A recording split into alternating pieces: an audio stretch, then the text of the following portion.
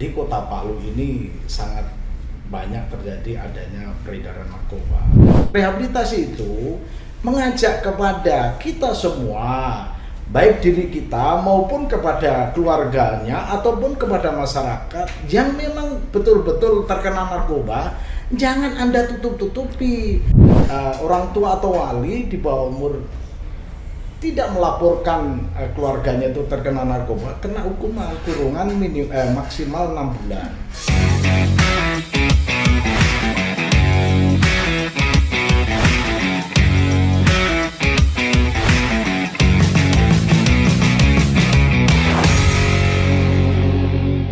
Assalamualaikum warahmatullahi wabarakatuh. Halo Sobat Bersinar, bertemu lagi bersama kami di podcast kali ini. Setelah cukup lama kita tidak sharing-sharing dengan Sobat Bersinar nih. Tentunya pada episode kali ini kita akan membahas mengenai perspektif hukum dalam P4GN atau pencegahan, pemberantasan, penyalahgunaan, dan peredaran gelap narkotika serta prekursor narkotika. Tentunya kali ini saya tidak sendiri, saya ditemani oleh pembicara yang sangat luar biasa dan tentunya juga memiliki pengalaman-pengalaman yang sangat luar biasa nih Sobat Bersinar. Kita sambut Bapak Komisaris Besar Polisi Bapak Hakiono, Sarjana Hukum, Magister Hukum, selaku Kabid dari Pemberantasan BNN Provinsi Sulawesi Tengah. Selamat pagi Bapak, apa kabar Pak? Selamat pagi, kabar baik ada. Alhamdulillah. Sobat Bersinar, kali ini kita akan sharing-sharing bersama Bapak Hakiono. Di sini kita akan sharing mengenai perspektif hukum nih Sobat Bersinar. Tepat sekali kita berbicara tentang ini karena kebetulan Bapak Sarjana Hukum, Magister Hukum, dan juga Kabid di Pemberantasan BNN Provinsi Sulawesi Tengah. Nah, tentunya Bapak sudah banyak pengalaman turun lapangan nih Pak, menangani kasus-kasus narkotika. Sobat Bersinar pengen tahu nih Pak, apa sih tantangan dari penanganan narkotika terutama dalam penegakan hukumnya Bapak? Ya, terima kasih pada kesempatan pagi hari yang cerah ini saya sharing atau memberikan informasi kepada kita semua mengenai kendala-kendala atau bagaimana cara penanganan kasus narkotika terutama dalam penegakan hukum ya. Bahwasanya kita sampaikan penegakan hukum ini adalah upaya terakhir sebenarnya rekan-rekan. Upaya pertama itu sebenarnya kan upaya pencegahan, menyampaikan kepada masyarakat tentang bahayanya narkoba, kemudian mengajak kepada masyarakat untuk sadar bagi yang kena narkoba melakukan rehabilitasi. Dan kalaupun upaya-upaya itu tidak bisa, kalaupun di tengah-tengah masyarakat masih terjadi peredaran gelap narkotika, maka dilakukan upaya penegakan hukum. Upaya-upaya apa yang menjadikan pengungkapan kasus itu bisa kita dapatkan atau kendala-kendala apa saja kan? Di lapangan itu banyak sekali permasalahan yang kita hadapi. Misalnya kita akan melakukan penangkapan. Kadang-kadang target itu tidak ada di tempat, sehingga pada saat dilakukan upaya penangkapan atau melakukan upaya penggeledahan yang bersangkutan tidak ada. Kemudian barang buktinya tidak terdapat, sehingga kita zero istilahnya, kosong, tidak bisa menghasilkan apa yang kita inginkan. Kemudian juga kadang-kadang itu dari pihak-pihak masyarakat tidak mau peran serta di dalam memberikan informasi kepada penegak hukum dalam rangka untuk melakukan upaya penegakannya itu. Sehingga kadang-kadang orangnya sembunyi tapi tidak diberitahukan. Nah, tapi kita tetap melakukan langkah-langkah bagaimana cara mengungkap kasus yang bersangkutan. Kemudian juga manakala kita itu melakukan penangkapan, kadang-kadang tanda kutip tempat yang kita akan lakukan penangkapan itu susah untuk dijangkau, sehingga kita mau ke sana pun sudah terpantau oleh yang bersangkutan, sehingga dia melarikan diri dahulu kan gitu. Tetapi kendala-kendala itu kita lakukan kita pelajari, kita lakukan evaluasi supaya bisa berhasil bagaimana. Nah, kita pada saat kita akan melakukan upaya penangkapan, kita selalu briefing, kita kumpul dulu, kemudian kita minta supaya yang pernah ke sana atau yang sudah melakukan penyelidikan awal untuk memaparkan, sehingga kita bisa melakukan penangkalan manakala akan melakukan penangkapan. Misalnya lokasi yang kita akan lakukan penangkapan itu digambarkan oleh pihak yang sudah ke situ. Contohnya, dia masuk ke kamarnya itu hanya satu pintu. Ada beberapa pintu, maka kita harus bagi tugas supaya tidak kecolongan atau yang bersangkutan itu tidak lolos kan gitu. Kemudian bagaimana masyarakat di sekelilingnya, apakah pro dengan pengedar itu ataukah tidak? Kalau pro, kita berusaha untuk mendekati kepada pejabat-pejabat yang ada di situ, misalnya ketua RT, ketua RW, bahkan bisa Pak Lurahnya, untuk kita ajak bahwasanya narkoba ini adalah musuh kita semua, merusak generasi penerus kita, sehingga kita bisa hancur gara-gara narkoba. Benar. Sehingga dengan adanya kita briefing awal, kemudian kita lakukan langkah-langkah untuk mengantisipasi adanya blank atau terjadinya kosong itu, kita awal itu kita ini, kemudian kita dapat masukan kepada rekan-rekan dan pembagian tugas, sehingga untuk memperkecil adanya ketidakberhasilan. Siap. Baik Pak, berarti kita simpulkan bahwa yang pertama itu tantangannya ininya tidak ada di tempat, orangnya tidak ada di tempat. Yang kedua, masyarakat tidak ingin berpartisipasi. Itu Sobat Bersinar. Nah, untuk kalian semua, kalau misalnya ada yang kalian ketahui, silakan nih laporkan ke BNN. Terus juga akses penangkapan ya Pak, akses penangkapan yang kurang terjangkau. Gitu.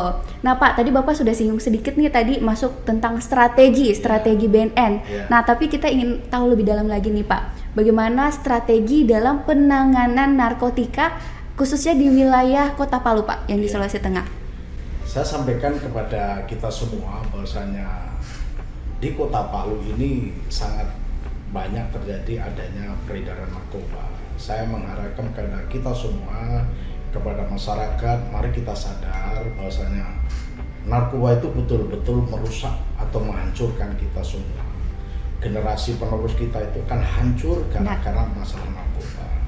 Kemudian dia akan bisa mensengsarakan juga, dan bahkan dia akan bisa mematikan. Jadi saya meminta kepada masyarakat Kota Palu pada khususnya dan Sulawesi Tengah pada umumnya, mari kita sama-sama memerangi narkoba.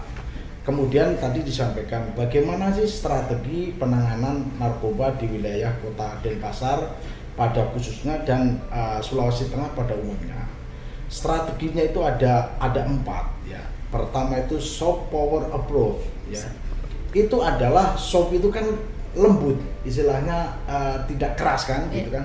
Bagaimana caranya? Yang pertama yang selalu kita lakukan adalah P2M. Apa itu P2M? Pencegahan dan pemberdayaan masyarakat. Jadi kita menyampaikan bagaimana cara pencegahannya, yang menyampaikan bahwasanya sosialisasi baik secara langsung maupun tidak langsung. Kemudian diajaklah masyarakat, peran serta masyarakat untuk sama-sama kita minimal membentengi diri supaya tidak terkena narkoba, baik kepada dirinya, kepada keluarganya, kepada masyarakat. Baik, kita sama-sama. Kalau semua sudah membentengi diri, orang yang mau jual narkoba tidak akan mau masuk ke situ karena apa? Tidak ada pembelinya. Iya. Jadi dari lingkup terkecil dulu ya Pak. Jadi saya sampaikan tadi strategi pertama kan soft power approach ya, P2M, kemudian rehabilitasi. Rehabilitasi itu mengajak kepada kita semua, baik diri kita maupun kepada keluarganya ataupun kepada masyarakat yang memang betul-betul terkena narkoba, jangan Anda tutup-tutupi, jangan Anda tidak mau melaporkan diri, Karena kalau tidak melaporkan diri, itu malah berbahaya bagi dirinya sendiri. Kenapa? Kalau nanti dilakukan upaya penangkapan dan dia ada barang buktinya, akan diproses hukum. Di ketentuan pasal juga ada di sana, bahwasanya di pasal 55 Undang-Undang Nomor 35 Tahun 2009 itu tentang narkotika, bagi pecandu narkotika yang di bawah umur, itu orang tua, wali itu wajib melaporkan. Kalau tidak melaporkan kena pasal dia, pasal 128. Jadi pasal 128 itu bagi orang tua atau wali di bawah umur tidak melaporkan keluarganya itu terkena narkoba, kena hukuman kurungan maksimal 6 bulan, kurungan dan denda maksimal 1 juta. Kemudian bagi pecandu yang sudah di atas, yang sudah berumur lah, sudah dewasa, wajib melaporkan kan gitu. Jadi itu pertama ada soft power approach itu tadi, yang kedua hard power approach, yaitu hard itu kan keras. Nah, itulah tugas saya, ya. Tugas kami melakukan penegakan hukum, menegakkan Undang-Undang Nomor 35 Tahun 2009 tentang narkotika. Ya, bagi masyarakat yang sudah dilakukan upaya soft power approach tidak bisa, ya akhirnya dilakukanlah hard power approach dengan penegakan hukum. Itulah upaya terakhir. Yang ketiga adalah kegiatannya smart power approach, itu melalui edukasi, melalui juga IT. Kita melakukan upaya pengungkapan kasus tidak dengan menggunakan IT agak susah, ilmu dan teknologi itu kan. Jadi kita untuk mengungkap kasus memang perlu alat yang canggih, kalau tidak bisa. Dan yang terakhir adalah adanya kerjasama antara instansi terkait, stakeholder yang lain yang ada kaitannya dengan bilateral dengan negara-negara lain atau internasional, sehingga itu bisa memberikan dampak, bisa menurunkan adanya peredaran gelap atau yang ada di wilayah Kota Palu. Oke, baik Bapak. Jadi tadi poinnya ada 4 strateginya. Yang pertama adalah soft power approach, di mana itu dilakukan penyuluhan. Terus kalau ketika tidak bisa lagi diadakan penegakan hukum, di mana high power approach. Setelah itu ada smart power approach. Yang kita lakukan ini berarti smart power approach ini, Pak. Nah, ini salah satunya kan pakai IT. IT membagikan lewat media sosial. Itu lewat sosial juga. Oke, baik Pak. Yang keempat kerjasama dengan instansi-instansi terkait. Baik dengan instansi, dengan negara lain. Kan kita kan kadang-kadang itu kan narkoba itu bisa lintas negara lain. Transit ya Pak. Ya, seperti kemarin kalau di tempat kita ini banyak barang-barangnya dari Malaysia kan. Oke. Saya ingin bertanya nih Pak, kalau di Kota Palu tuh titik-titiknya itu yang terbesar di mana nih Pak? Titik-titik secara umum sebenarnya rekan-rekan sudah pada tahu semua, di Kota Palu ini paling banyak yang tertera itu ada 3 titik utama, yaitu Tatangan, kemudian Kayu Maluih dan Anoa. Itu memang tetap menjadi prioritas kami juga di dalam upaya untuk melakukan penegakan hukum. Dan kami menyampaikan kepada masyarakat supaya saya terus menyampaikan jangan memberikan kesempatan kepada pengedar.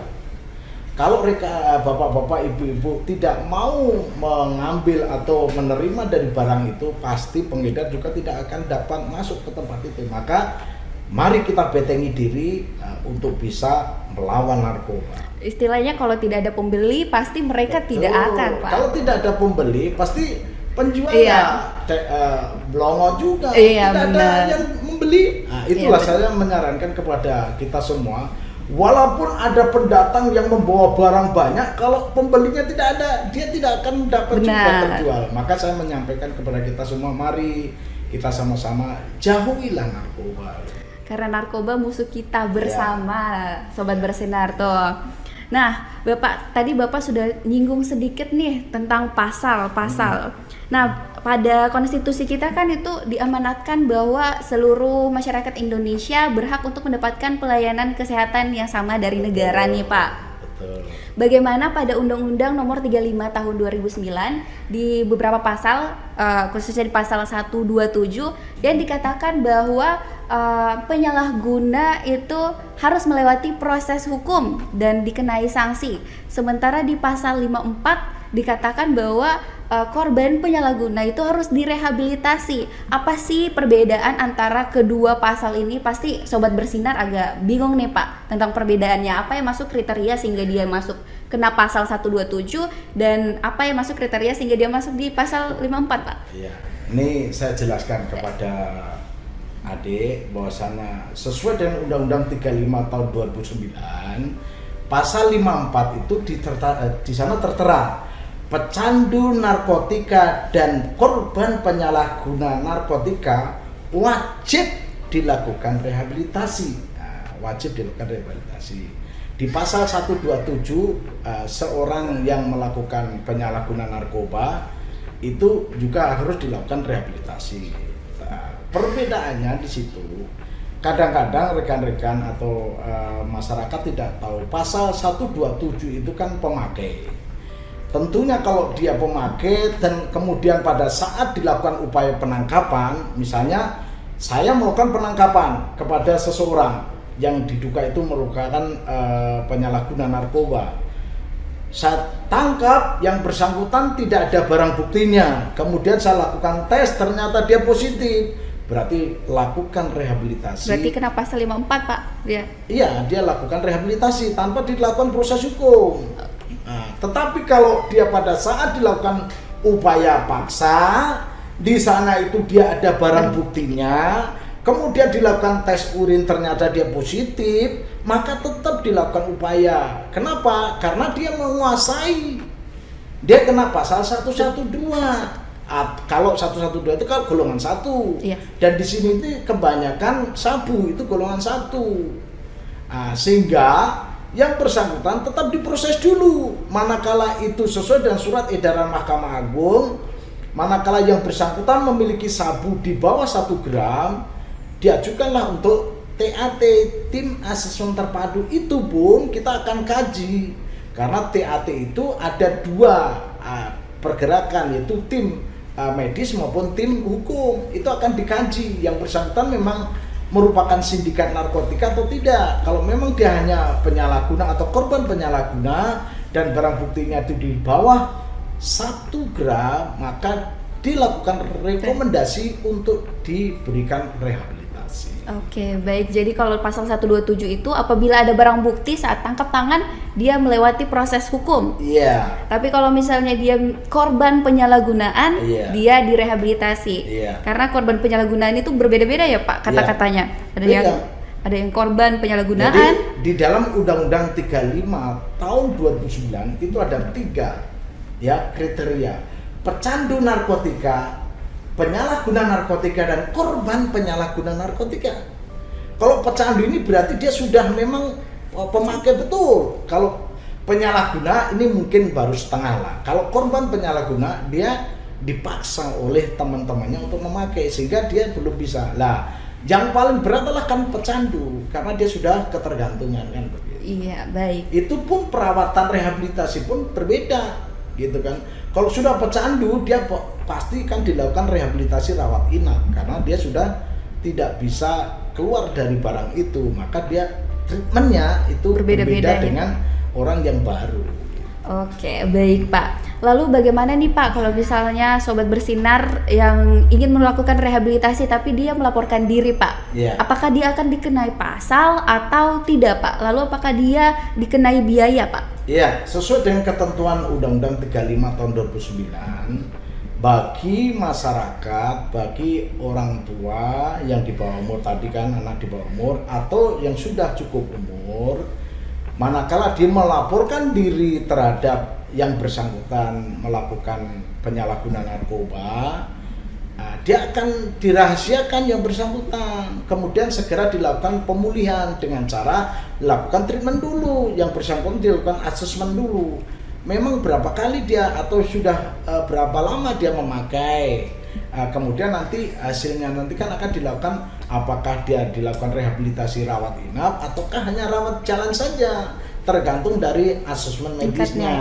Terus kemudian juga dia tidak akan dituntut hukum karena kita tidak memproses bagi masyarakat yang melaporkan diri. Maka saya menyarankan kepada kita semua, kepada masyarakat, mari manakala kita kena korban, kita penyalahguna narkoba atau kita pemakai, segera laporkan baik dirinya ataupun keluarganya yang kena narkoba ataupun masyarakat yang kena narkoba. Mari sadarkan, lapor saja ke pihak yang berwajib, dalam hal ini kan Badan Narkotika Nasional.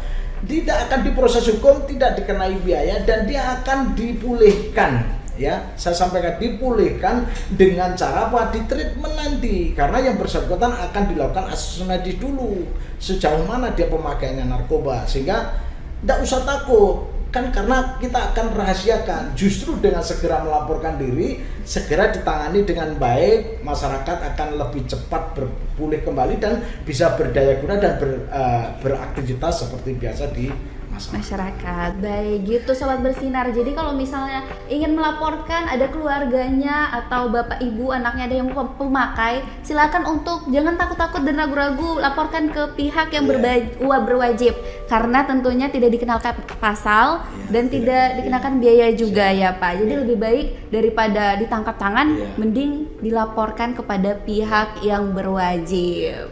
Nah Sobat Bersinar, sudah jelas tadi ya beberapa poin yang Bapak sampaikan, dari mulai tantangan, strategi untuk penanganan di Kota Palu, pasal yang sempat ditanyakan juga, dan bagaimana tentang rehabilitasi ini. Itu tadi podcast kali ini jelas, singkat, padat, dan jelas. Satu kali lagi nih Pak pertanyaannya, pesan untuk teman-teman Sobat Bersinar di rumah nih Pak, apa pesan-pesannya nih Pak? Saya selalu menyampaikan kepada diri saya sendiri juga, kepada keluarga saya dan kepada masyarakat kita semua, terutama kita yang Kota Palu dan Provinsi Sulawesi Tengah ini. Kita lihat bahwasanya pengguna narkoba di wilayah kita itu semakin banyak. Jangan sampai kita, keluarga kita kena, kita sendiri kena, masyarakat semakin kena. Mari kita sadar.